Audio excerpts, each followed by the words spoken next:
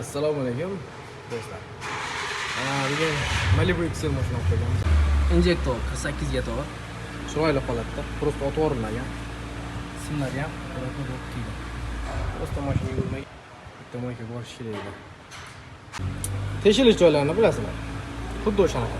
Uzun soplar bilan tiqilgan. Темный Dakota eng full komplektda original. Avvalgisini ko'rgan bo'lsangizlar, duy reduktor bilan qo'yilgan. Bunisi boshqacharoq.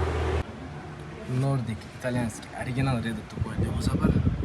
Duy emas, shlankalariga qarasangiz ham bu yoqdan tegmagan motorga ancha joy bor. Yana shunaqa chiroyli bo'lib o'tgan. Bu yerga qo'ysa ham bo'ladi, avval aytganimdek, faqat antifriz shlankalar teshilib qolishi 100% da. Lutsi bu yoqqa duya qo'yasiz, или Nordic qo'ysangiz ham sizlarga tayyor urgimadi. Podstavkasi G holatda bo'ladi, mahkam bo'ladi. Boksiyasimiz bu safar yengina ketdi, yengisi katta. Va ichini kompyuterdan o'zgartirishingiz ham boshqacharoq bo'ladi. Buni palatasi boshqa.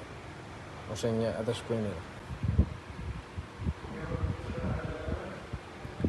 To'ylar bilan ishlamagan mishiy bermasdan chiroyli bo'lib o'tib ketgan. Hali simlar ulanmagan, simlar ulangansa ko'rata qilinadi. Bu Malibu'miz esa qora. XL yaxshimi, или amerikanskiy shunga o'xshash Malibu'lar yaxshimi deganlar uchun XL salafanni qo'yib turib, 50 ming yurgan amerikanskini olganingiz yaxshiroq. Amerika boshqacha ishlagan.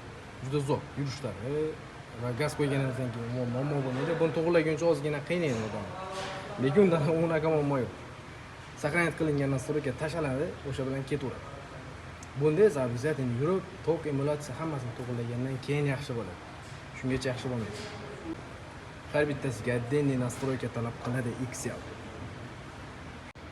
Malibu XL или Amerika deganlarga albatta Amerika. Bu endi mening shaxsiy fikrim. Qolganlar bilmadim. Kamu